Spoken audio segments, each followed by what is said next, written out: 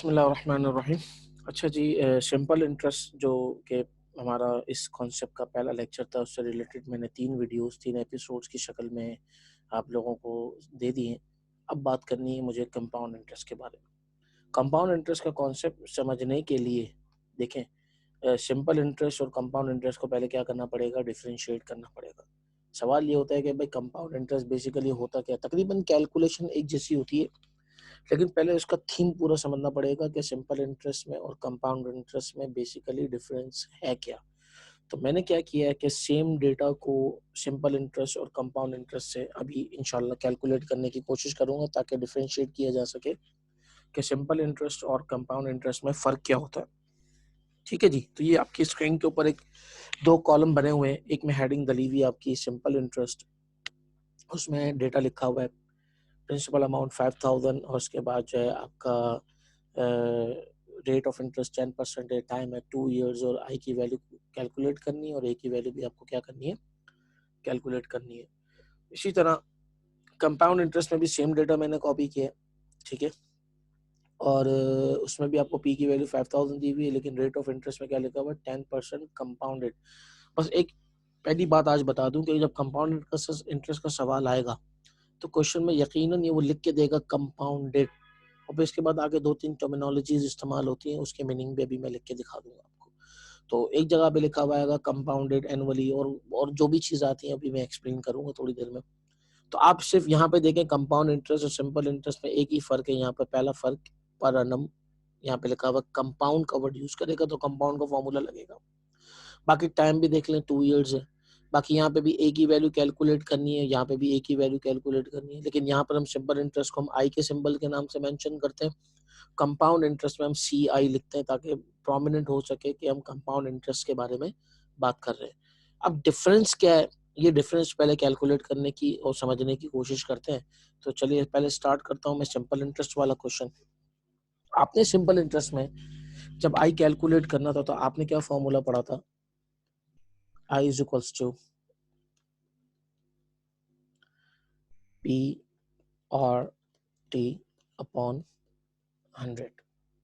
और आप क्या करते थे, सिंपल आई कैलकुलेट करते वक्त पी की वैल्यू आप कितनी लेते थे, 5000, multiply by rate of interest कितना है आपका 10, और टाइम आपका कितना आ रहा है 2 years।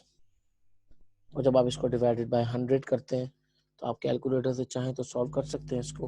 अपने कैलकुलेटर से खुद ही सॉल्व कर लीजिए, मैं भी यहाँ पे स्क्रीन पे सॉल्व कर रहा हूँ। तो 5000 multiply by 10 multiply by 2 and then divided by 100 जब आप करते हैं तो आपकी आई की वैल्यू आ जाती है कितनी, 1000 रुपीज। बेसिकली ये 1000 क्या है, ये वो अमाउंट है जो आप 2 साल के अंदर क्या करेंगे, अर्न करेंगे। ये बेसिकली मैं इस फॉर्मूले के पीछे भी पहले थोड़ा सा डिटेल में जाना चाहूंगा। अभी मैं फिलहाल सिंपल इंटरेस्ट की ही बात कर रहा हूँ।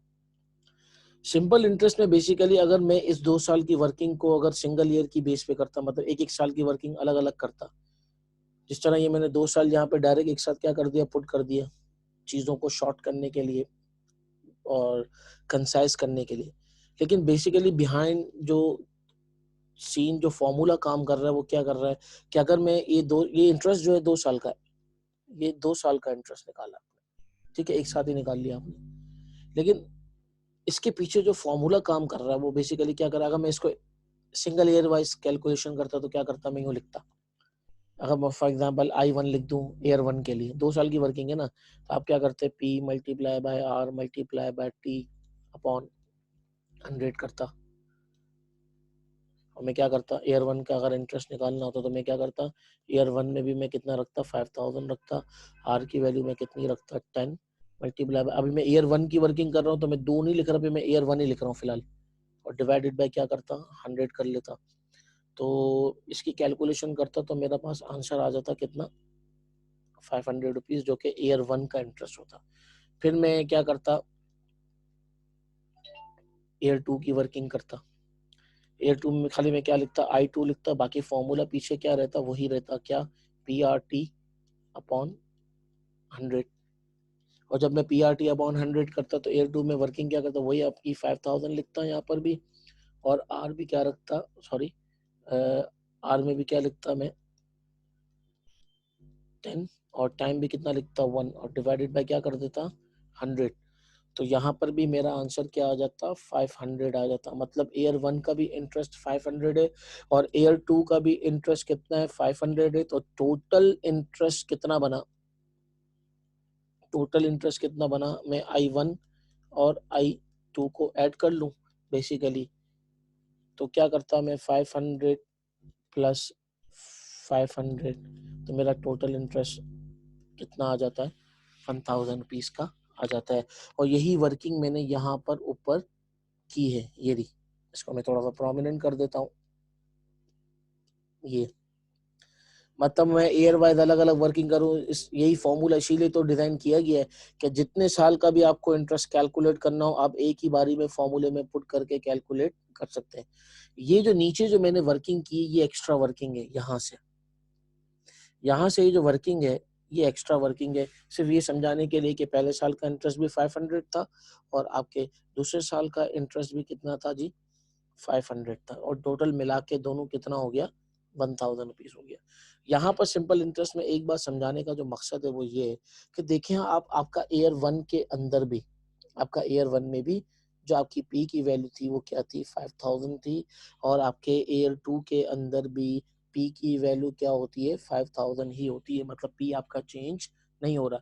इसी तरह अगर ये सवाल मैं 5 साल की वर्किंग करने के लिए दूं और आपको बोलूं कि हर ईयर का अलग अलग कैलकुलेट करें, तो हर साल आपका 5000 नहीं रहता, पी की वैल्यू कभी भी चेंज ना होती। वजह कि सिंपल इंटरेस्ट में आपका पी क्या रहता है, हमेशा अनचेंज होता है, कभी भी चेंज नहीं होता।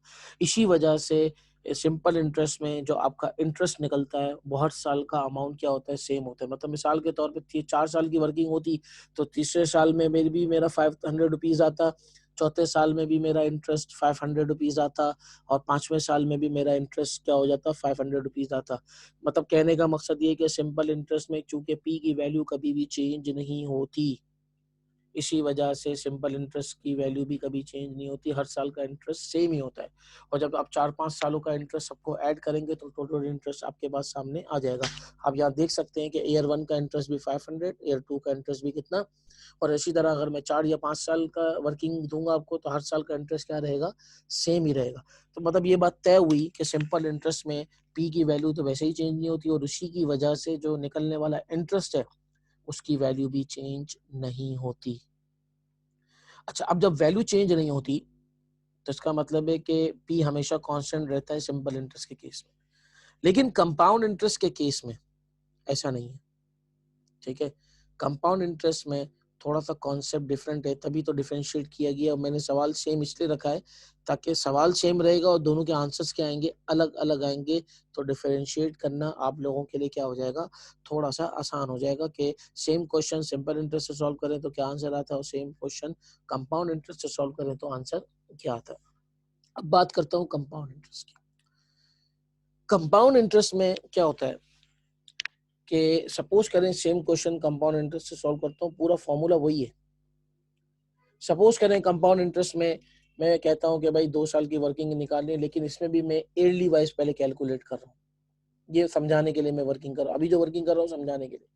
अगर मैं कंपाउंड इंटरेस्ट में इंटरेस्ट कैलकुलेट करता तो पहले साल का इंटरेस्ट निकालने के लिए मैं क्या करता, वही लिखता पी आर टी अपॉन 100।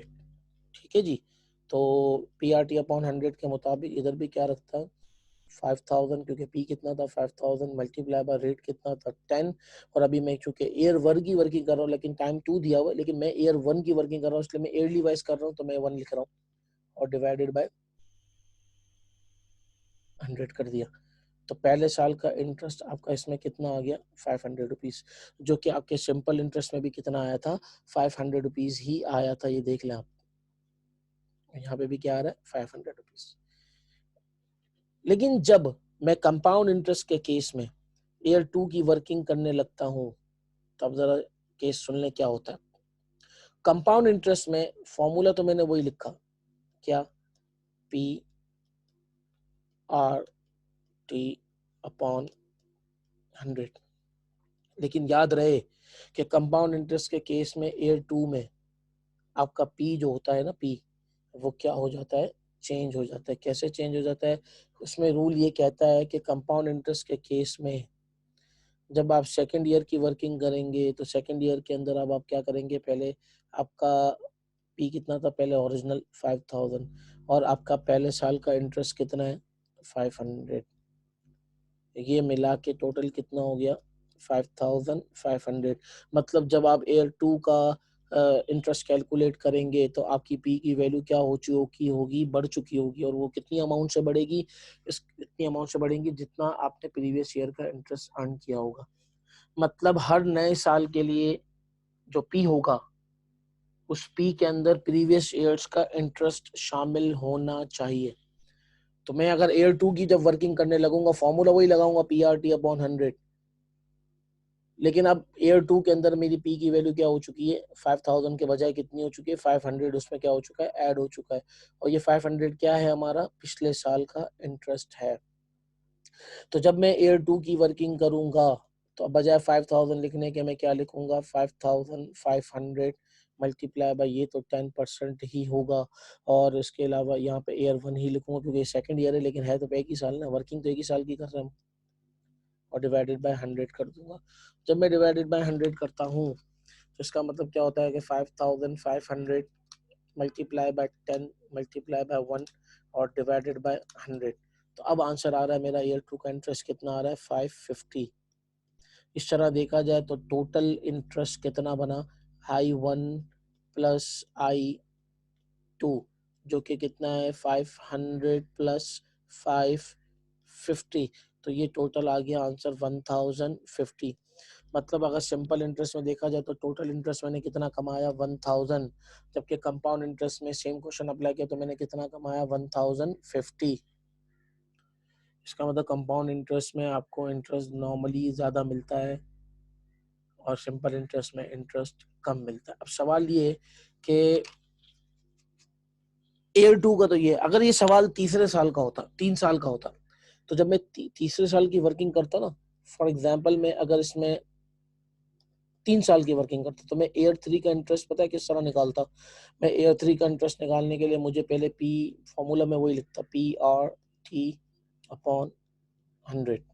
लेकिन अब सवाल ये कि इस पी को पहले कैलकुलेट करना पड़ता मुझे, और वो कैसे कैलकुलेट होता। ओरिजिनल पी कितना था जी 5000, और उसके बाद तुम तीसरे साल की वर्किंग कर रहे हो तो इसका मतलब ईयर 1 और ईयर 2 का इंटरेस्ट भी आपको क्या करना पड़ेगा, शामिल करना पड़ेगा। ईयर 1 का इंटरेस्ट कितना है जी 500 और ईयर 2 का इंटरेस्ट कितना था,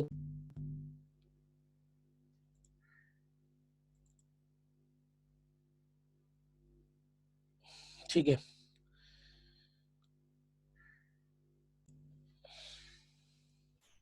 तो जब मैं ईयर 3 की वर्किंग करूंगा तो ये टोटल मिला के कितना हो जाएगा 550 टोटल होके ये हो जाएगा आपका 5000 प्लस 500 प्लस 550, टोटल ये आ जाएगा आपका 6050।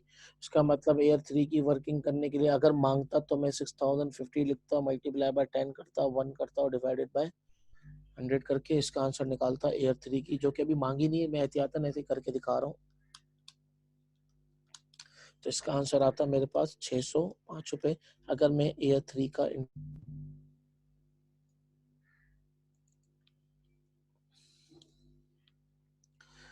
अब प्रॉब्लम ये भाई कि अगर ये मैं अगर 4-5 सवाल की वर्किंग का सवाल दे दूं तो ये तो बहुत बड़ी वर्किंग हो जाएगी, तो इसमें तो बड़ी प्रॉब्लम हो जाएगी मुझे। मैं इसके लिए क्या अलग अलग एक एक ईयर की वर्किंग करने लगूंगा तो मेरा तो काम हो गया। तो उसके लिए फिर इसीलिए कंपाउंड इंटरेस्ट का एक फॉर्मूला डिजाइन किया गया और उस फॉर्मूले का नाम क्या है, A is equals to P multiply by 1 plus I की पावर n। और इसी फॉर्मूले को हम क्या करेंगे डिटेल में कैलकुलेट करेंगे। एक और बात बता दूं, सिंपल इंटरेस्ट में तो आपको आई कैलकुलेट करने का एक फॉर्मूला दिया हुआ था PRT/100। कंपाउंड इंटरेस्ट में आपके पास आई कैलकुलेट करने का कोई फॉर्मूला नहीं है। तो फिर सर अगर आई कैलकुलेट करना हो तो क्या करेंगे, तो हमने एक बेसिक फॉर्मूला पढ़ा था, तो एक फॉर्मूला तो हम ये पढ़ेंगे, एक फॉर्मूला हम कंपाउंड इंटरेस्ट के अमाउंट निकालें, क्योंकि ये तो सिर्फ ए निकालेगा। अगर हमें कंपाउंड इंटरेस्ट निकालना है तो उसमें भी हम वही वाला फॉर्मूला यूज करेंगे। वो कौन सा है देख लें आप। Compound interest is equals to, अगर आप ए मतलब टोटल अमाउंट है, इसमें से आप जो अमाउंट आपने इन्वेस्ट किया तो पी माइनस कर दे तो आपके पास कंपाउंड इंटरेस्ट निकल आएगा। तो बेसिकली जो मैं डिटेल में अब जो फॉर्मूले डिस्कस करूंगा और जो कैलकुलेशन और प्रैक्टिस कराऊंगा वो यही वाला फॉर्मूला होगा कंपाउंड इंटरेस्ट का, जिसमें ये 2 फॉर्मूले आपके साथ डिस्कस किए जाएंगे। ये मेरी पहली क्लास का जिक्र है जिसमें मैंने अभी बेसिक कॉन्सेप्ट को समझाया। अगली क्लास में मैं फिर पूरी वर्किंग के साथ कैलकुलेशंस के साथ में कंपाउंड इंटरेस्ट के क्वेश्चंस भी क्या करूंगा आपके साथ सॉल्व करवाऊंगा। ठीक है जी। वीडियो अच्छी लगे तो लाइक भी कर लें और मेरे चैनल को जरूर सब्सक्राइब कर लें। Okay, thank you.